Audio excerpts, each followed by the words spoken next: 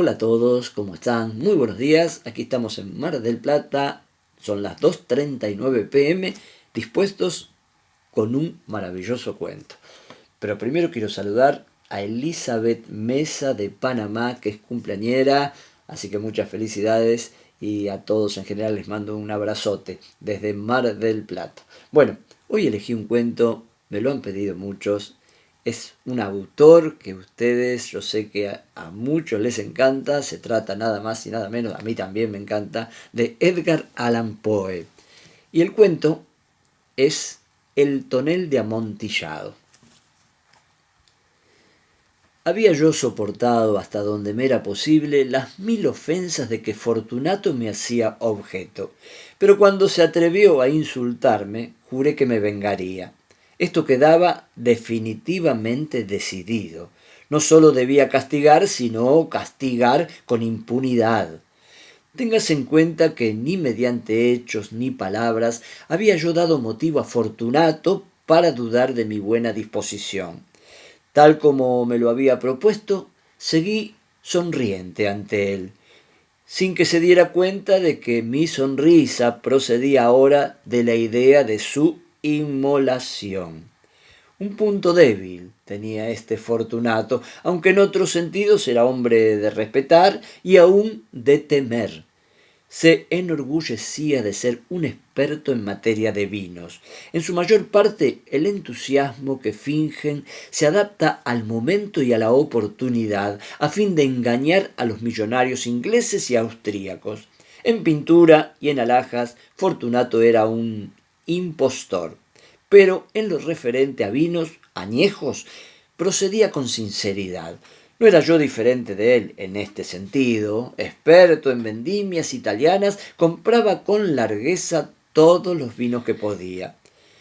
Anochecía ya, una tarde en que la semana de carnaval llegaba a su locura más extrema, cuando encontré a mi amigo.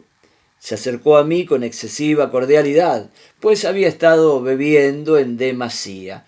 Disfrazado de bufón, llevaba un ajustado traje a rayas y lucía en la cabeza el cónico gorro de cascabeles. Me sentí tan contento al verlo, que me pareció que no terminaría nunca de estrechar su mano. Mi querido Fortunato, le dije, qué suerte haberte encontrado. Qué buen semblante tienes. Figúrate que acabo de recibir un barril de vino que pasa por amontillado, pero tengo mis dudas. ¿Cómo? Exclamó Fortunato. Amontillado. Un barril. Imposible. Y a mitad de carnaval. Tengo mis dudas, insistí, pero he sido lo bastante tonto como para pagar su precio sin consultarte antes. No pude dar contigo y tenía miedo de echar a perder un buen negocio. Amontillado. Sí, sí, te dije, pero tengo mis dudas y quiero salir de ellas. Amontillado. Como estás ocupado, me voy a buscar a Lucreci. Si hay alguien con sentido crítico, es él. Me dirá que Lucreci es incapaz de distinguir entre amontillado y Jerez. Y sin embargo no faltan tontos que afirman que su gusto es comparable al tuyo. Ven, vamos. ¿A dónde? Dije. ¿A tu bodega? No, no, amigo mío, no quiero aprovecharme de tu bondad. Noto que estás ocupado y Lucreci... No tengo nada que hacer. Vamos. No, amigo mío, no se trata de tus ocupaciones, pero veo que tienes un fuerte catarro. Las criptas son terriblemente húmedas y están cubiertas de salitre. Vamos lo mismo. Este catarro no es nada. Amontillado. Te has dejado engañar. En cuanto a Lucreci, es incapaz de distinguir entre Jerez y amontillado. Mientras decía esto, Fortunato me tomó del brazo, dejé que me llevara apresuradamente a mi palacio. No encontramos sirvientes en mi morada. Se habían escapado para festejar alegremente el carnaval. Como les había dicho que no volvería hasta la mañana siguiente, dándoles órdenes expresas de no moverse de casa, está bien seguro de que todos ellos se habían marchado de inmediato. Saqué 2 antorchas de sus anillas y entregando una a Fortunato lo conduje a través de múltiples habitaciones hasta la arcada que daba acceso a las criptas.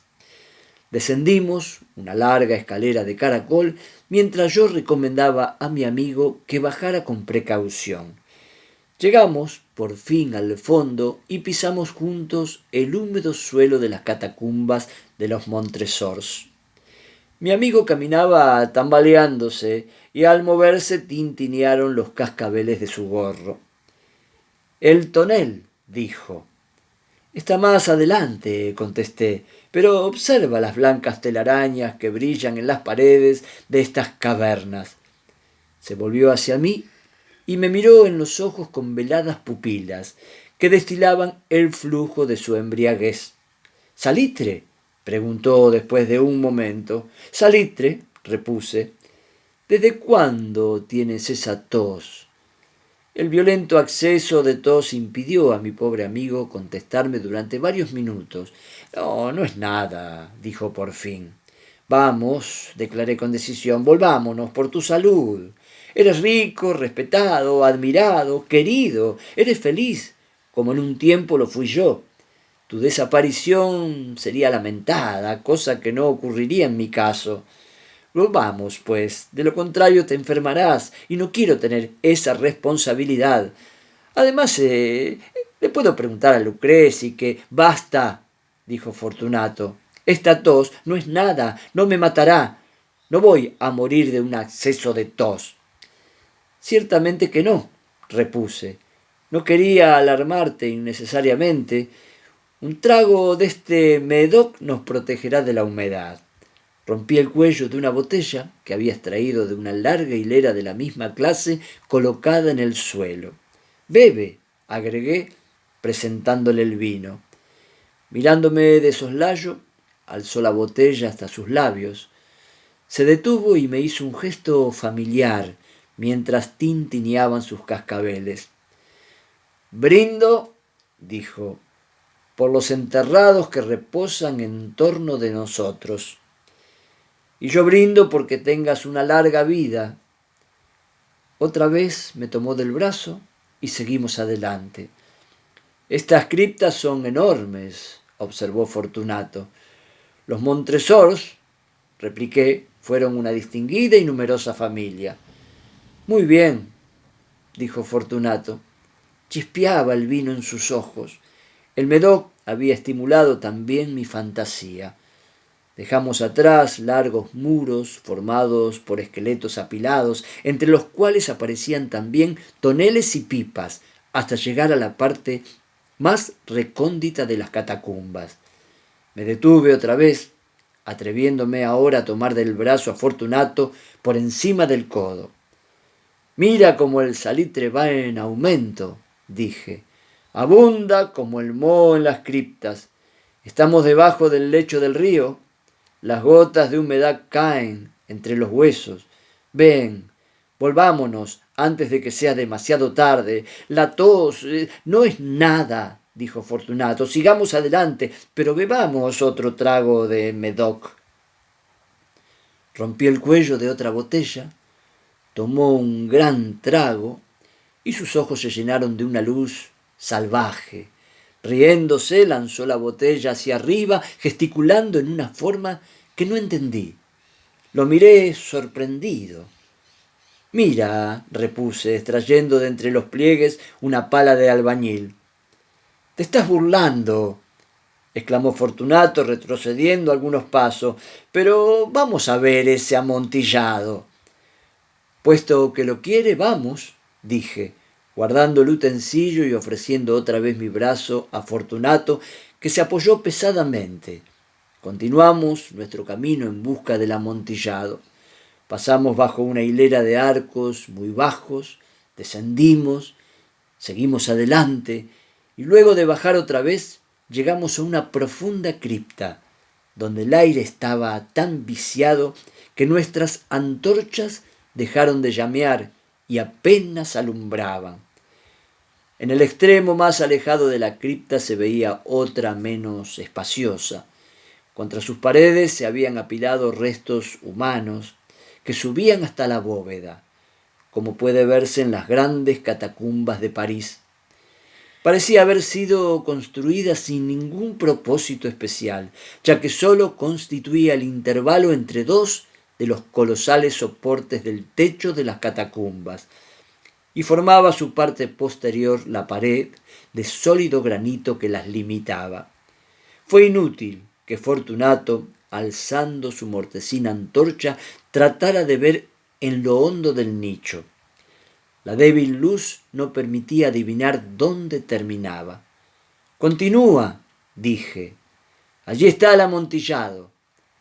«En cuanto a Lucreci, es un ignorante», interrumpió mi amigo, mientras avanzaba tambaleándose y yo le seguía pegado a sus talones. En un instante llegó al fondo del nicho, y al ver que la roca interrumpía su marcha se detuvo como atontado. Un segundo más tarde quedaba encadenado al granito. Había en la roca dos argollas de hierro, separadas horizontalmente por unos 2 pies. De una de ellas colgaba una cadena corta, de la otra un candado. Pasándole la cadena alrededor de la cintura me bastaron apenas unos segundos para encadenarlo. Demasiado estupefacto estaba para resistirse. Extraje la llave y salí del nicho. «Pasa tu mano por la pared», dije, «y sentirás el salitre. Te aseguro que hay mucha humedad. Una vez más, te imploro que volvamos. ¿No quieres? Pues entonces tendré que dejarte. Pero antes he de ofrecerte todos mis servicios». «El amontillado», exclamó mi amigo, que no había vuelto aún de su estupefacción. «Es cierto», repliqué, «el amontillado». Mientras decía esas palabras fui hasta el montón de huesos. Echándolos a un lado puse en descubierto una cantidad de bloques de piedra y de mortero. Con estos materiales y con la ayuda de mi pala de albañil comencé vigorosamente a cerrar la entrada del nicho. Apenas había colocado la primera hilera de mampostería, advertí que la embriagadez de Fortunato se había disipado en buena parte. La primera indicación nació de un quejido profundo que venía de lo hondo del nicho. No era el grito de un borracho. Siguió un largo y obstinado silencio. Puse la segunda hilera, la tercera y la cuarta. Entonces oí la furiosa vibración de la cadena. El ruido duró varios minutos, durante los cuales, y para poder escucharlo con más comodidad, interrumpí mi labor y me senté sobre los huesos. Cuando por fin cesó el resonar de la cadena, tomé de nuevo mi pala y terminé sin interrupción la quinta, la sexta y la séptima hilera. La pared me llegaba ahora hasta el pecho. Me detuve nuevamente y alzando la antorcha sobre la mampostería, proyecté sus débiles rayos sobre la figura allí encerrada. Una sucesión de agudos y penetrantes alaridos, brotando súbitamente de la garganta de aquella forma encadenada, me hicieron retroceder con violencia.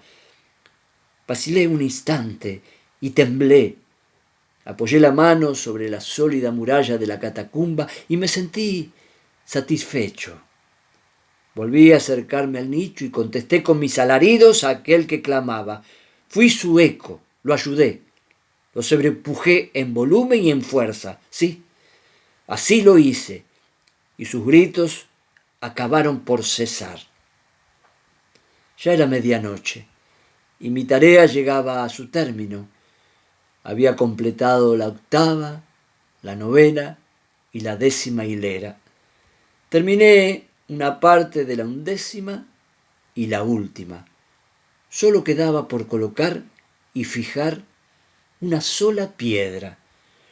Luché con su peso y la coloqué parcialmente en posición, pero entonces brotó desde el inicio una risa apagada que hizo erizar mis cabellos. La sucedió una voz lamentable, en la que me costó reconocer la del noble Fortunato. Reía y decía: «Una excelente broma, por cierto, una excelente broma». «¿Cómo vamos a reírnos en el palacio?». mientras bebamos, ¿no? El amontillado, dije. Sí, claro, sí, el amontillado. Pero nos está haciendo tarde. ¿No nos estarán esperando en el palacio mi esposa y los demás? Vámonos. Sí, dije, vámonos. Por el amor de Dios, Montresor. Sí, dije, por el amor de Dios. Esperé en vano la respuesta a mis palabras. Me impacienté y llamé en voz alta: ¡Fortunato! Silencio. Llamé otra vez: ¡Fortunato! No hubo respuesta. Pasé una antorcha por la abertura y la dejé caer dentro. Solo me fue devuelto un tintinear de cascabeles. Sentí que una náusea me envolvía. Su causa era la humedad de las catacumbas. Me apresuré a terminar mi trabajo. Puse la última piedra en su sitio y la fijé con el mortero. Contra la nueva mampostería volví a alzar la antigua pila de huesos. Durante medio siglo ningún mortal los ha perturbado. Requiescat in paz. Aquí termina. ¡Qué terrible cuento de Edgar Allan Poe! Requiescat in paz es un epitafio latino que traducido al español significa descanse en paz. ¡Qué cuentazo, eh! Para los que les gusta el terror, Edgar Allan Poe en el tonel de Amontillado. Bueno, les mando un beso gigante y bueno, mañana martes seguimos con nuevos cuentos. Abrazote.